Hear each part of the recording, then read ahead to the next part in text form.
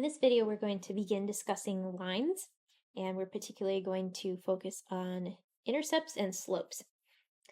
So first of all, if we're graphing an equation, how do we know that it's going to be a line?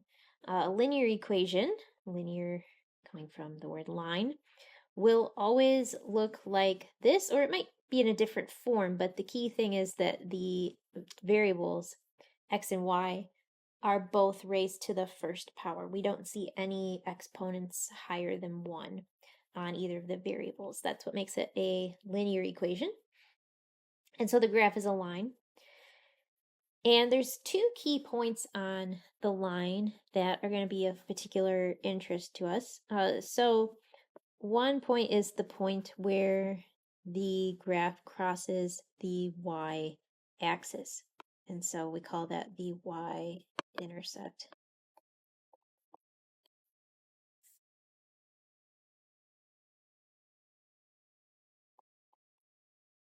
So the y-intercept is just the point where the graph crosses the y-axis. That's true of any function, linear or otherwise. Now, if you think about that point, depending on where that point is located on the y-axis, that's going to determine the y-coordinate of that point.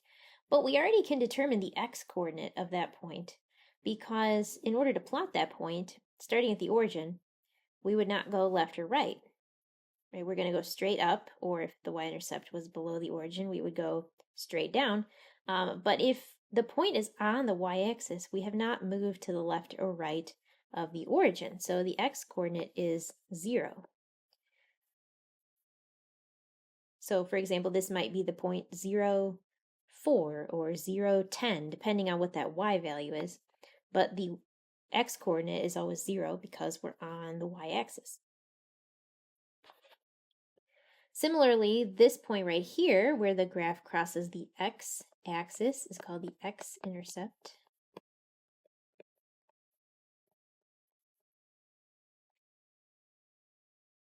And again, that term is used for any function that crosses the x-axis, not just a linear function.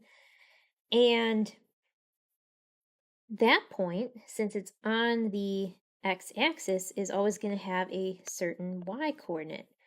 So in order to plot that point, we've gone to the right of the origin, but we haven't gone up or down from the origin. So the y value there is 0. So the y-intercept always has an x-coordinate of 0, and the x-intercept always has a y-coordinate of 0, because that's how you end up on that particular axis. So this gives us a pretty convenient way to graph linear equations that are written in this form. Some books call this general form, some books call this standard form, but this is the form where the x and y terms are on one side and the constant term is on the other. If it's written in that form, the easiest way to graph it is actually to just find the intercepts, because all you got to do is plug in 0 for x to get the y-intercept, plug in 0 for y to get the x-intercept, and you've got 2 points, which is all you need to graph a line, just 2 points. So here, if we substitute in 0 for x,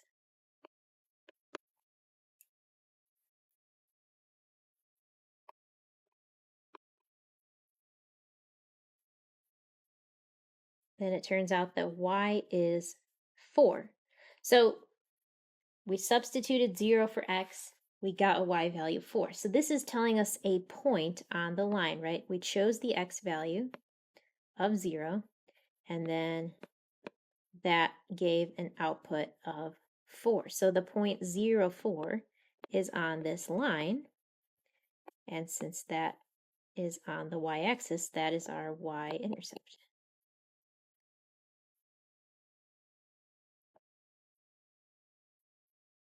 Okay, similarly, we can substitute 0 for y to get another point on the graph. So since we're substituting 0 for y this time, that's going to be the second coordinate. And then we just need to solve for x to figure out what the x-coordinate will be. So essentially, we're just finding 2 points on the line, really.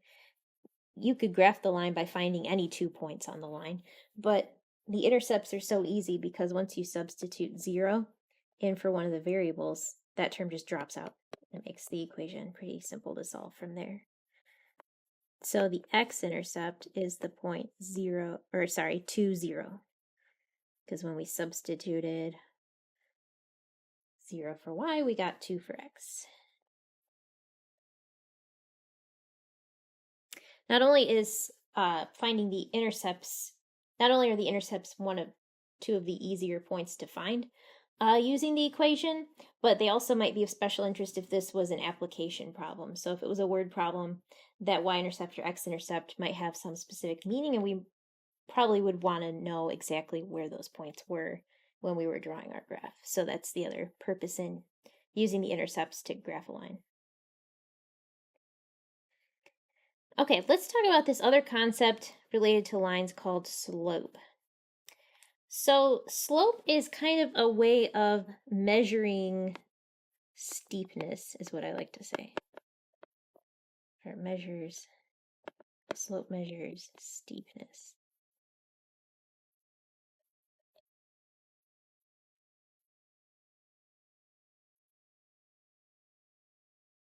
So for example, I'm going to draw in a second line here.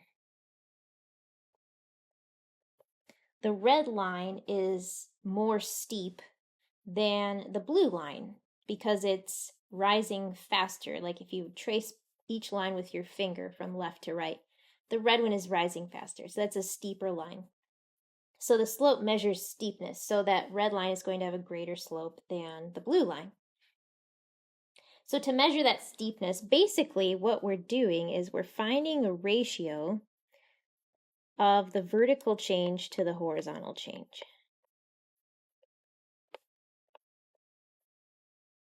Right, because we're talking about how fast is it going up. So going up, that suggests the vertical direction. And we're asking how fast does it do that as we move our finger toward the right. So moving toward the right would be the horizontal direction.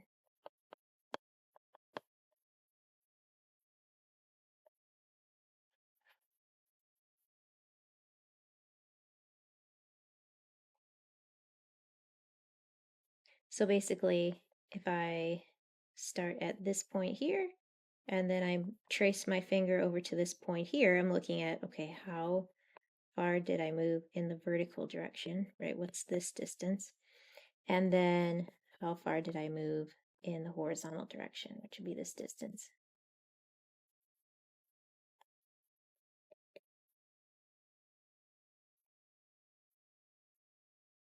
Now, the thing that's unique about lines as opposed to curved functions is that I can pick any 2 points on the line and the slope will be the same. So if I looked at these 2 points instead, that ratio, when I divide the when I divide the vertical change by the horizontal change, that will be the same no matter which 2 points on the line I use, because the steepness stays the same on the whole line, as opposed to like if you have a curved function, right? It's going to be more steep up here than it is down here.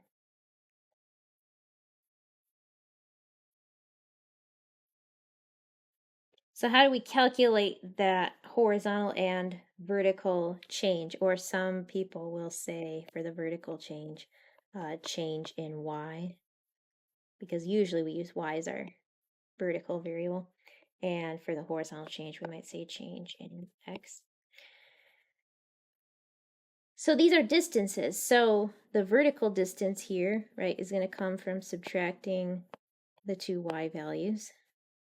And the horizontal change is going to come from subtracting the two x values. So if you want like a formula to plug in some numbers, this would work. If you have a graph, you can kind of just count across, how much vertical change, that would be counting up or down, and then horizontal change would be how far did I go from left to right. So for example here, if we look from the 1 point that's labeled -2, 4, if we look from this point to this point, again, we can use any 2 points on the line, I'm just using the ones that are labeled. Then the vertical distance traveled from 1 point to the next is going from a y value of 4 to a y value of 8, right? So if we subtract 8 minus 4,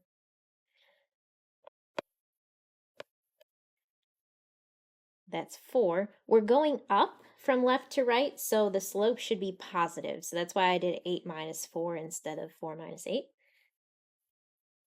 And then to find the horizontal distance, just subtract the x values. So we went from 5 to -2 here. When you do this, make sure that the coordinates from the same point are above each other. So for example, 8 and 5 came from the same point. 4 and -2 came from the same point. So that kind of helps you make sure you didn't get the orders switched around by accident. So that's 5 plus 2, so 7. So the slope is 4/7 here. That positive slope indicates that the line is going up from left to right.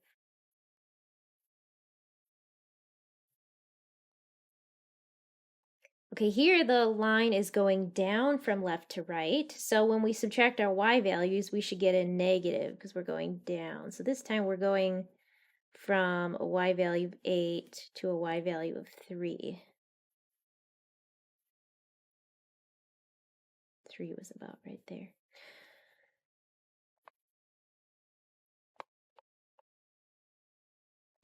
Okay, so we're going down this time. And then from left to right, we're still going from -2. We're going from -2 to 4.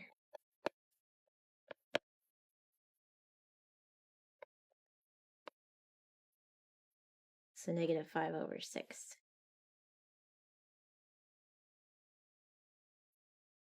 If you prefer, you can use the formula and label them as, x1, y1, and then this was the point, -2, 8. So you could label it as x2, y2, and then substitute it in the formula that we wrote earlier. And it doesn't matter which point is point 1 and which point is point 2 if you're using that formula.